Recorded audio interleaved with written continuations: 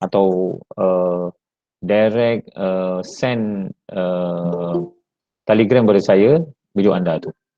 Anda tak perlu edit apa-apa, anda cakap je selama 3 minit tajuk yang saya berikan, dan kemudian kita akan pamerkan dan kita lihat respon orang. Itu sebab itu ada skill skill kita berinteraksi dengan orang. Kita tengok lately orang menjadikan media sosial ni sebagai tempat bergaduh, tempat banyaklah kita tengok banyak fitnah yang berlaku sama ada agama, politik dan sebagainya. Jadi dalam akhir zaman ni fitnah ni adalah umpama sesuatu yang sedang tidur. So haram hukumnya mengejutkan fitnah tersebut. Fitnah ni dia ada tapi dia tidur. Dia tidur je, kita buat apa-apa. Tetapi dia akan mula bergerak, bekerja, merosakkan orang apabila orang kejut dia dari tidur. Contohnya lah, contohnya apabila sekarang ini ialah mungkin saya nak beritahu apa yang berlaku apabila orang-orang yang sibuk menderma ni sekarang ni semua masing-masing ada belah mana-mana. Beberapa ustaz-ustaz kat Gaza ke dan sebagainya di Malaysia ke. Jadi akhirnya apa yang kita berlaku ialah fitnah ni artinya apa? Fitnah ialah kerosakan. Yang rosaknya agama dan ahli agama. Jadi sebab itu itulah Dajjal. Jadi media sosial ini dia akan jadi medium Dajjal untuk merosakkan umat dan agama. Akhirnya orang nampak seorang ustaz ni sebagai salah dan ustaz yang sebagai satu sebagai betul dan sebaliknya. Kerana apa? Kerana masing-masing berpihak pada orang yang dia favor. Ini cabarannya. Yang benar hanya Allah Subhanahu Wa Taala. Prinsip kita yang benar hanya Allah. Sebab yang mengetahui hanya Allah Taala dan kita tahu apa yang sebenarnya berlaku antara kedua-dua mereka ini dah sampai Ustaz Ibliu dengan Nadir itu sampai kita tengok macam akhir yang rosak itu adalah agama. Kan? Jadi kita tengok dulu bila netizen Malaysia berjaya mengoyakkan Israel. Kerana perancangan Israel itu simple. Akhirnya semua kecewa. Dan dah tak nak hantar lagi ke Gaza sebab tak percaya. Tengok cara ni. Akhirnya yang terugi kita. Hanya apabila kita komen benda yang kita tak tahu. Itu dia mengejutkan fitnah. Contohnya kita nampak ada seorang lelaki, seorang perempuan berbual-bual di kafe. Anda nanti bila anda dah balik, anda nampak ada seorang lelaki, seorang perempuan makan berdua, berbual di kafe. Anda cakap dengan kawan dah, tengok tu budak Unisel tak ada akhlak, ini semua dia tak belajar agama, masuk neraka. Couple ke sana sini.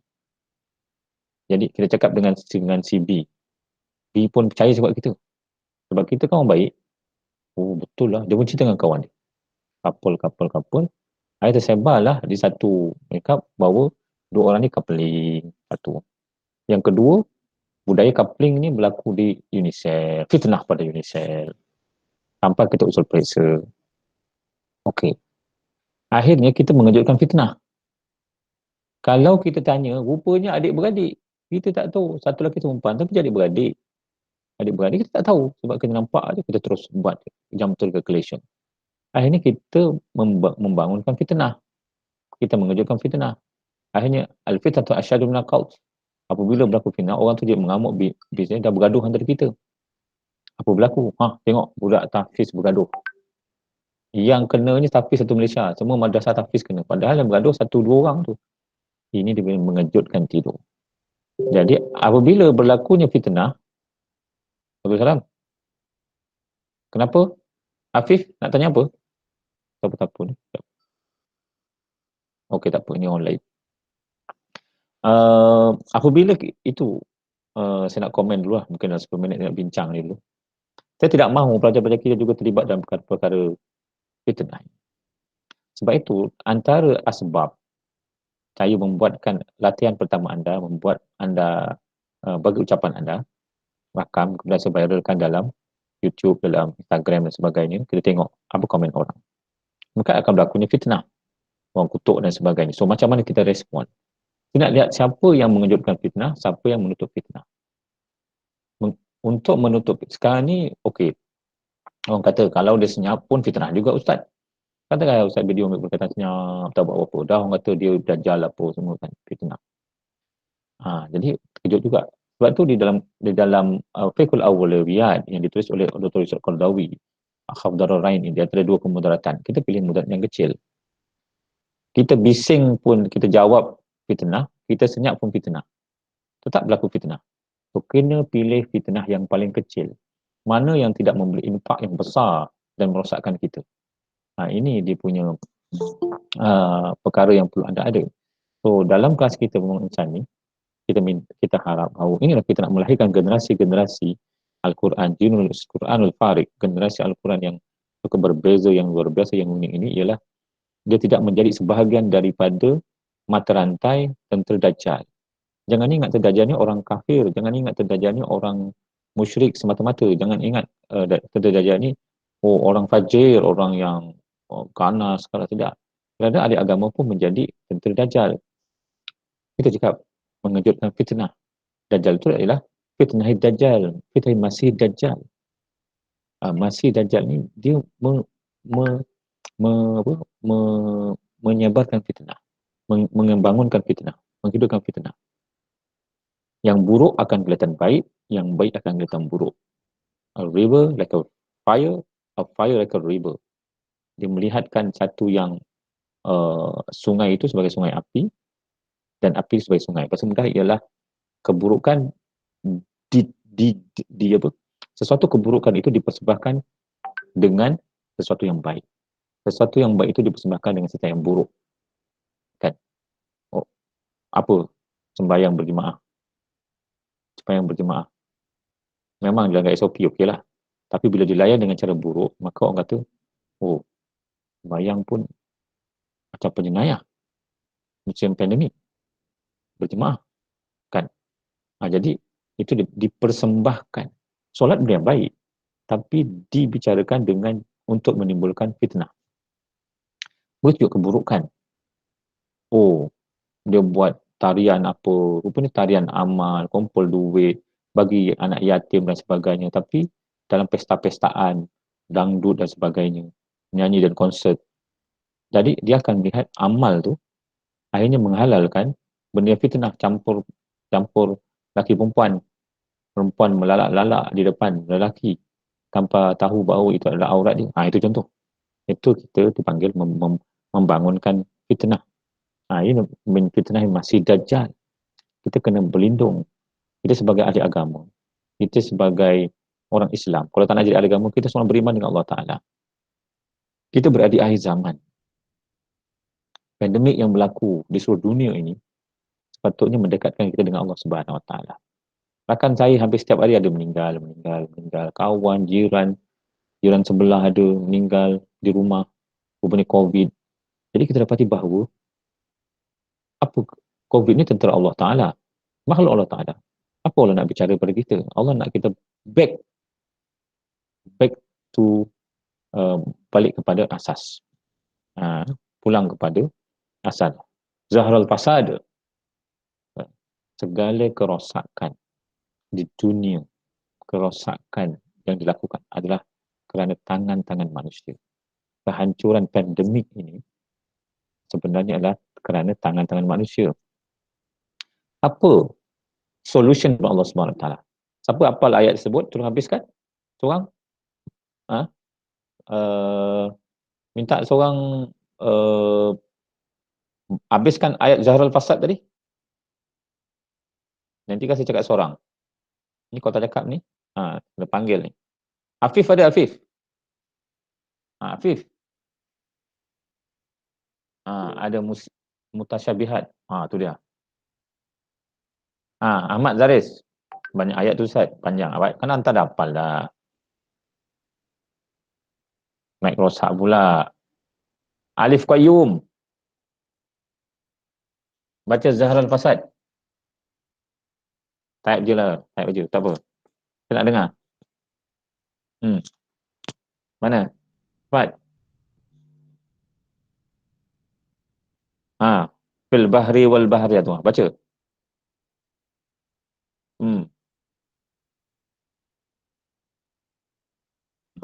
Buka mic.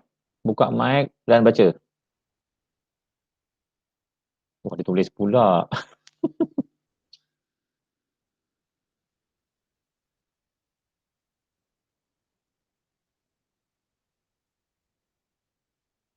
Ha, buka lah mic.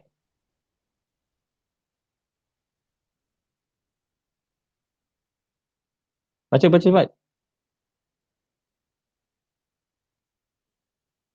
Tahu. Siapa-siapa lah. Syafiq, baca. Sedia.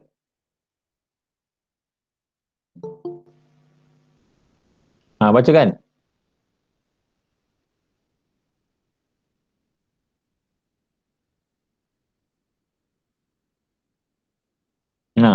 Tulis je.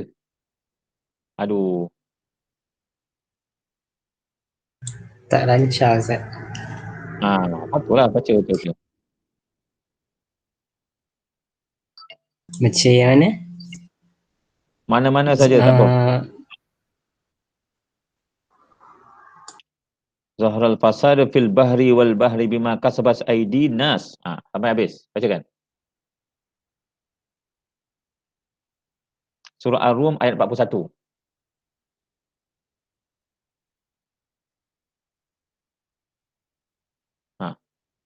Ada?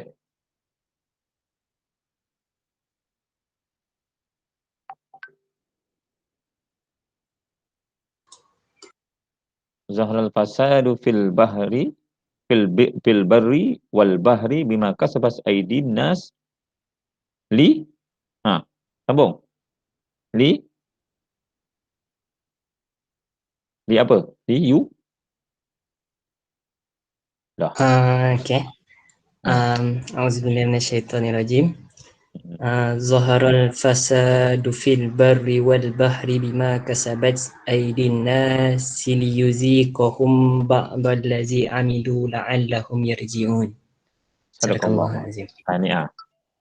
Siapa tahu terjemahan dia bahasa Melayu? Ada siapa tahu terjemahan bahasa Melayu? Terjemahan dia apa ni? Telah jelas kerosakan di darat dan di laut disebabkan oleh perbuatan tangan manusia. Allah menghendaki agar mereka merasakan sebahagian daripada akibat, iaitu perbuatan mereka, agar mereka kembali ke jalan yang benar. Jadi terima kasih tahniah. Dalam ayat ini Allah telah menjelaskan bahawa kerosakan-kerosakan ini antara berfitnah-fitnah kerana tangan-tangan manusia. Tangan-tangan manusia. Jadi kita kena lihat dalam ayat ini contohnya bila bergaduh dua seorang ustaz dan akhirnya orang dah tak nak derma dah. Sebenarnya dalam umat ada rakan saya vaksin dos kedua kena meninggal. Dah 2 dos meninggal pula kan. Kita kata lah boleh. Jadi kerana apa? Kerana tangan manusia. Tapi kita tengok Allah kata dan Allah hendak merasakan mereka sebahagian daripada balasan perbuatan buruk mereka. Kemudian Allah Ta'ala akan merasakan bahagian buruk. Okey. Makna kesan daripada tangan manusia, kerosakan-kerosakan yang kita buat alam menjadi rosak, oksigen dah tak betul, air dah pencemaran dan sebagainya. Akhirnya virus-virus ni hidup. Dia suka dengan suasana tersebut. Itu kawasan dia dan dia pun akhirnya merosakkan kita. Dan la'allahum supaya apa? Yarji'un. Dia sebenarnya rupa-rupanya anak-anak sekalian, dia punya ubat dia bukan vaksin kan, ialah iaitu yarji'un. Apa itu yarji'un? Kembali apa? Kembali kepada fitrah. Apa fitrah kita? Kita dah belajar tu. Afif Zulkifli. Ada video. Apa fitrah kita Afif Zulkifli?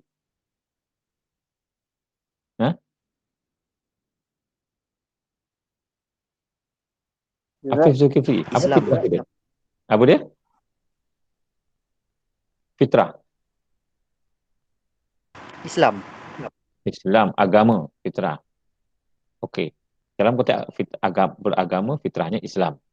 Dalam konteks manusia, okey.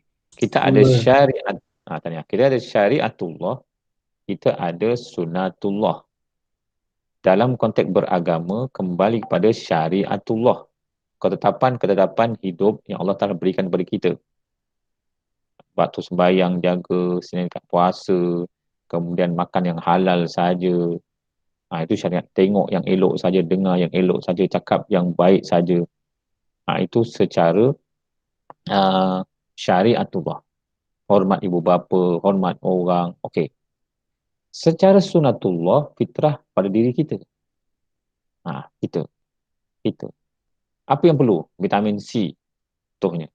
Vitamin C tak boleh badan tak boleh buat, dia kena makan. So, secara fitrah sunatullah, fitrah kita ialah kita perlukan vitamin C untuk imun badan. Tengok apa yang kita makan.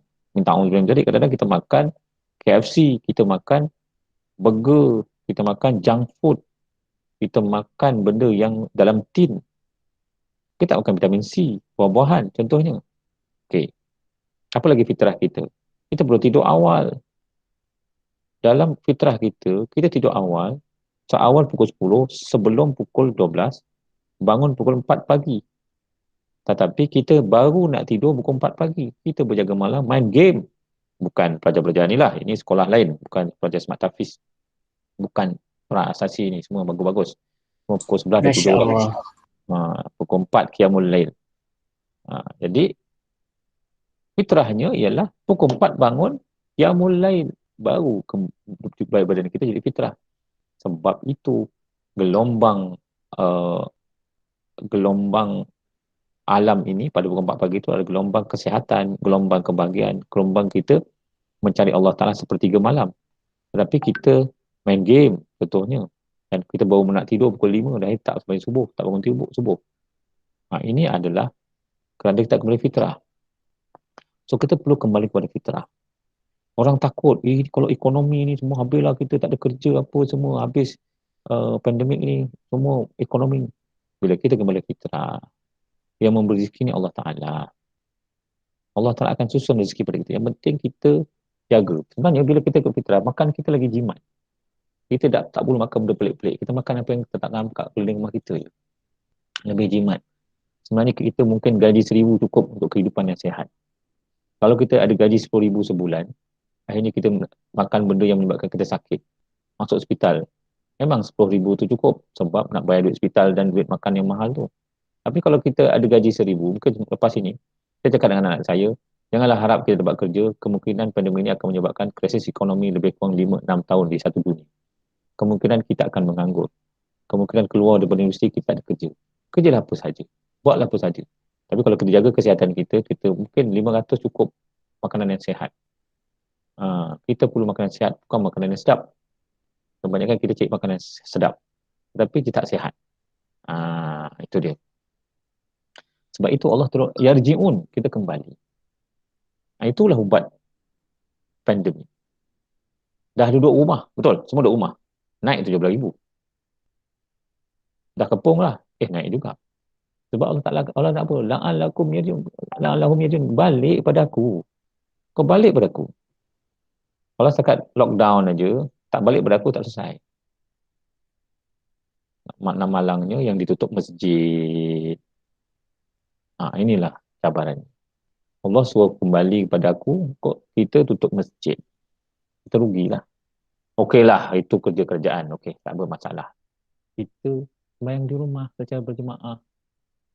Sembahyang di rumah secara berjemaah. Itu sebagai tanda kita akan dapat manfaat yang besar. Sebab itu pelajar-pelajar sekalian, ubat yang paling baik tatkala pandemik ini ialah kembali kepada Allah Ta'ala. Dalam konteks syariatullah, kembali pada agama, hidup beragama. Dalam konteks sunatullah, kepada fitrah manusia. Makan yang halal. Makan yang halalan thayyibah. Makan yang wholesome. Bukan dalam tin, bukan junk food. Wholesome ni cabut kat belakang rumah, ubi ke apa, rebus makan. Itu sesuatu yang wholesome. Bukan tapai ubi, tapai pulut. Yang simple-simple. Anda tak perlu bermodal banyak untuk membeli barang yang menyakitkan dan memberi kesakitan pada anda. Benda tu murah-murah, simple keliling rumah kita. Syariatullah, ya, sembahyangnya, puasanya, zakatnya, sedekahnya, hormat mak bapak, tasawuf, maknanya akhlak budi pekerti yang baik. Maka kesehatan itu akan datang kepada kita. Namun, kita janganlah pula kata orang yang meninggal sebab wabak ni, oh ini semua malapetaka. Tidak. Orang yang meninggal ketika wabak ini ialah mereka akan dapat pahala syahid. Jadi beruntung. Ada pelajar Unisel meninggal 2 hari lepas. Ada sekarang ni dah 5-6 orang dah meninggal. Staff kita pun ada meninggal lah. Bukan smart tafis lah. Tapi kawan anda pun ada kawan-kawan anda, jiran-jiran anda yang meninggal, saya tahu. Jadi fitrah yang ketiga ialah ingatkan balik saya punya 5 persoalan kehidupan. Kita ni nak ke mana? Iaitu nak ke lubang kubur. Jadi kemana kita nak mati. Cara yang terbaik ialah persiapkan diri untuk mati. Dalam keadaan macam ni, kadang saya terfikir, ni aku ni bila-bila je ni. Sebab kita tak tahu. Kita isi minyak boleh terkena. Kan airborne kan. Kita keluar boleh terkena. Jadi, lebih baik kita siapkan diri kita untuk mati. Lebih baik kita siapkan diri kita untuk mati dengan amal kita, dengan kita belajar ini, hormat mak bapak, kita ambil SPM. Dapat pahala semua tu. Itu dapat tak dapat ambil SPM bulan 3 tu bang, wallahualam. Mana tu bulan 10 kita meninggal, kita tahu. Jadi ini ruang, patutnya kita guna ruang dan kesempatan untuk kita membuat kebaktian kepada Allah Ta'ala dengan paling ikhlas. Allah Ta'ala akan lihat ma fi qalbi, apa yang di hati kita. Allah tak tengok berapa banyak, berapa hitam dahi kita, berapa lama sujud kita, berapa rakaat solat sunat dan wajib kita. Tapi Allah nak lihat hati kita, amal kita, hati kita, perbuatan kita. So mungkin daripada kita lahir sampai ke hari ini, ada satu yang kita buat betul-betul ikhlas, maka itulah akan mendapat ampun dan Allah Ta'ala dan masuk ke dalam syurga. Walaupun satu saja, iaitu letak duit 10 sen di masjid. Itu yang paling ikhlas. Okey, dapat. Untuk itu sekali ini, kemarilah kita cari keikhlasan sehabis baik dalam kehidupan kita. Yang tinggal berapa hari lagi. Ada rezeki, dapat dibebaskan, ada sebagian anda dah dos pun, kita dapat tengah kumpul, sebab kita nak bagi pada universiti untuk membenarkan kita pulang pada bulan 9. Kalau anda dah siap dos, guru-guru pun ada dos, kawan-kawan dos yang pertama, so kita ada dipanggil secara manusiawi, ikhtiarnya, badan kita sudah berlatih untuk berhadapan dengan virus ini. So kita boleh balik sini, tapi masih dalam ikut SOP. Balik sini kena ikut SOP. Bukan maknanya dah dos walau boleh keluar masuk, tidak. Sebab kita boleh jadi pembawa pula. Sebab itu ikhtiar manusiawi. Untuk kita balik ke sini nanti pada bulan 9. InsyaAllah Ta'ala. Namun, sekarang ini dengan berita tersebarnya varian baru Delta ini, segala dos-dos itu sudah tidak dianggap sebagai pembantu untuk mengukuhkan imun kita. Sebab itu yang ramai meninggal kat rumah. Sebab virus Delta ni dia terlalu cepat. Jadi, kita tunggu sajalah. Kita mohon saja di peringkat universiti untuk membenarkan anda balik nanti pada September, sebulan dari sekarang. Dan seandainya dan kita dapat kebaikan, insyaAllah Ta'ala. Kalau tidak, kerana mungkin varian tu makin teruk ke, sebab mungkin lama makin banyak ni, kita tambunglah lagi online kita. Tapi masih pelajaran kita masih teruskan. Okey, saya ingin ulangi pada pelajar-pelajar sekalian, saya mohon untuk hantar direct pada Telegram saya. Berada direct pada Telegram saya. Cari di nombor akaun telefon saya, ada dalam Telegram, hantar anda punya video tu untuk kita buat. Ingat tujuan kita ialah kita nak melatih anda untuk berhadapan dengan manusia dalam alam maya. Sebab kita berada di norma yang baru. Mungkin kita akan berdakwah dan kita beralam maya. Kita tidak berada di dalam secara berdepan. Dan untuk berdepan ni mungkin masa dia cukup panjang lah. Ada kajian-kajian menunjukkan bahawa untuk betul-betul bebas serta kita berjaya menewaskan atau meletakkan status COVID ini sebagai sesama biasa yang makan masa 5 ke 6 tahun. 5-6 tahun. Maksudnya kalau anda masuk universiti, anda keluar tu baru habis. Jadi kita akan berada dalam 5 tahun atau 6 tahun. Maksimum 7 tahun. Dalam keadaan hidup dalam ketakutan lah. Berjaga-jaga. So takut hanya pada Allah Ta'ala. Virus ni milik Allah Ta'ala. Makhluk Allah Ta'ala. Dan ditunduk dan patuh pada Allah Subhanahu Wa Ta'ala. Berdasarkan sifat dan sunatullah virus ini. Yang suka duduk di dalam paru-paru kita. Jadi, kita mohon agar pada Allah Ta'ala memberikan kekuatan, memberikan bantuan, dorongan, anugerah pada kita dengan kecerdasan untuk menewaskan virus ini. Sebab dia makhluk Allah Ta'ala. Dan seandainya ia bukan pun, kita lakukan ada satu ibadah. Kalaulah ini adalah petanda-petanda, memang kita petanda akhir zaman lah. Maka kita mohon kepada Allah Ta'ala, janganlah kita menjadi tentera Dajjal. Sebab tanda besar ialah turun Dajjal. Dan Dajjal ni, ahli sihir, dia boleh menyihir kita sehingga tempat yang kering kontang boleh berair, tempat yang berair boleh jadi kering kontang. Dia boleh menghidupkan dan mematikan orang. Dia boleh mengubur dan mentanduskan bumi. Itu sihirnya Dajjal. Begitu juga kemungkinan Dajjal akan keluar dan dia boleh kata dia boleh menghapuskan COVID dan dia boleh kabur COVID. Ini kita menyembah Dajjal ini. Itu berbahaya. Ingat, takut hanya pada Allah Ta'ala. Dan mungkin ada sebagian anda dah pun dijangkiti oleh virus, saya tahu. Ramai di kalangan kita dah, tapi dah sihat semula. Pastikan bahawa la'allahum yarji'un. Semua ni Allah Ta'ala nak kita kembali kepada Allah Ta'ala. Betapa cinta dan kasihnya Allah Ta'ala kepada kita, tidak lain tidak bukan adalah untuk sebagai Allah Ta'ala ni dia nak bagi supaya kita hanya ingat Allah Ta'ala, sayang Allah Ta'ala, buat hanya kerana Allah Ta'ala saja. Dia datangkan macam-macam ujian, cobaan supaya kita bergantung dengan Allah Ta'ala. Dijadikan iblis dan syaitan supaya kita bergantung dengan Allah Ta'ala. Jadikan penduduk ini supaya kita bergantung dengan Allah Ta'ala. Jangan bergantung dengan manusia. Jangan bergantung dengan makhluk. Jangan bergantung dengan doktor. Jangan bergantung dengan vaksin. Vaksin sebagai ikhtiar. Tapi jangan jadikan dia kebergantungan kita. Allah nak kita kembali kepada Allah Ta'ala. Kembali kepada Allah Ta'ala. Kalau kita tak kembali kepada Allah Ta'ala, Sadaqallahul Azim. Habislah kita.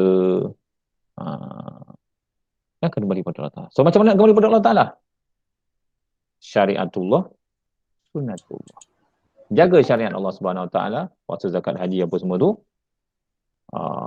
makan yang halal apa semua tu, dan sunatullah. Tidur awal, bangun awal, sayang orang, maafkan orang, jangan benci orang, bersedekah. Ini dipanggil sunatullah. Allah akan generate kesihatan kita. Kita menjadi cergas, sihat, segar dan bugar. Ada siapa nak tanya? Sebelum kita berhenti, mari malam ni ceramah je lah. Sebab saya mohon start nanti tolong send pada saya peribadi. Minggu ini juga, siapa yang belum send video-videonya, kalau tak dapat masuk dalam channel tersebut, send peribadi saya pada Telegram. Jangan masukkan di channel tersebut, supaya saya boleh sebarkan. Sebab minggu ni minggu exam Unicell dan minggu depan baru kita akan. Okey, anak-anak, ada siapa nak tanya? Anda boleh bagi pada WhatsApp pun boleh, bagi Telegram boleh, tapi nanti Telegram sajalah. Ada sesiapa nak tanya? So, jangan lupa catatkan kehadiran anda pada link yang saya berikan. Silakan, siapa nak tanya?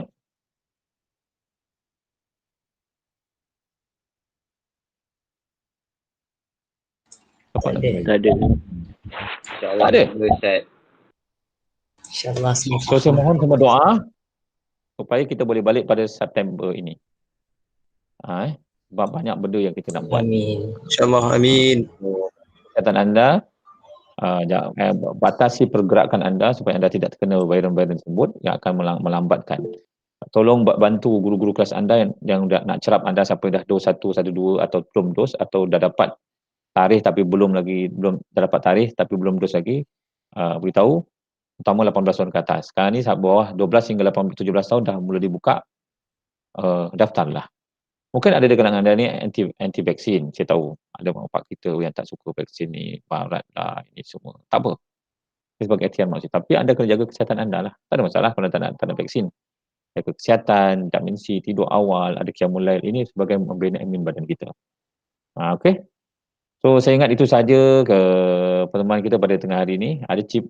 Ya. Dia ada chip, tak ada chip ni.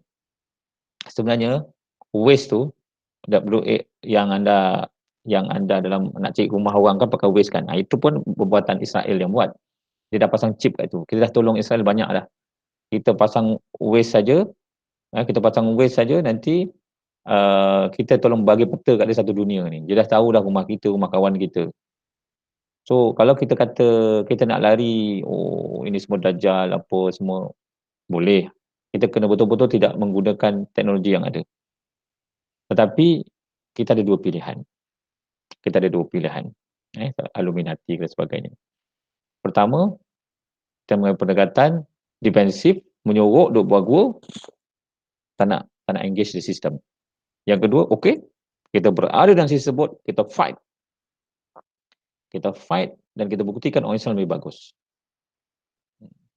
Kalau ada chip, tak ada chip pun, mati, hidup di tangan Allah Subhanahu Wa Taala.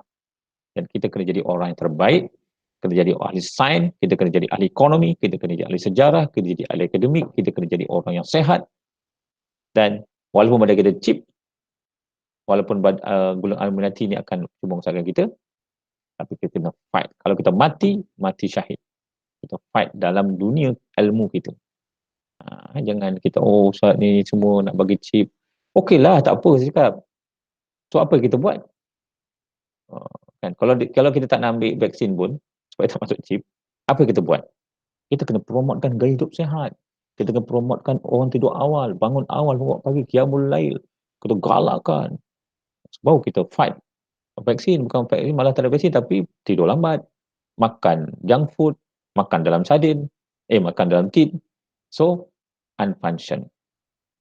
Macamlah contohnya kita orang bergaduh. Rokok pun atau vape memang merosakkan diri. Tapi harus ingat, orang tak perasan. Bikarbonat, kita minum air tin, Coca-Cola tu, kandungan gula tu boleh bunuh diri kita tau. Dia benda killing machine yang boleh membunuh secara silent. Jadi sebenarnya, minum bikarbonat air gas dengan rokok tu sama darjat ni, itu merosakkan diri.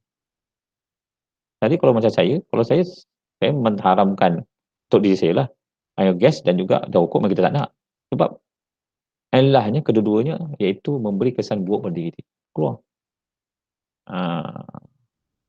Itu saya tak sabar nak jumpa anda. Banyak lagi kita nak bincang. Kita jumpa betul-betul bagaimana anda akan lahir keluar daripada sini nanti menjadi hafiz, menjadi doktor, menjadi engineer, menjadi accountant atau menjadi imam, menjadi bilal, tetapi yang pemikiran terbuka, yang bersedia berhadapan dengan musuh Islam, orang Yahudi ke Illuminati, secara berdepan bersemuka bertemu dengan dia, bukan menyorok dengan larikan diri. Tidak, kita akan berdepan dengan mereka dan kita akan beri solution pada dunia.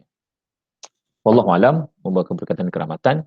Tangguhkan membaca tasbih kafarah dan satu subhanakallahumma wa bihamdika asyhadu an la ilaha illa anta wa astaghfiruka wa atubu ilaik. Subhanakallahumma wa bihamdika asyhadu an la ilaha illa anta wa astaghfiruka wa atubu ilaik. Subhanakallahumma wa bihamdika asyhadu an la ilaha illa anta wa astaghfiruka wa atubu ilaik. Bismillahirrahmanirrahim. Wal 'ashr innal insana lafi khusr illa allazina amanu wa amilus solihat.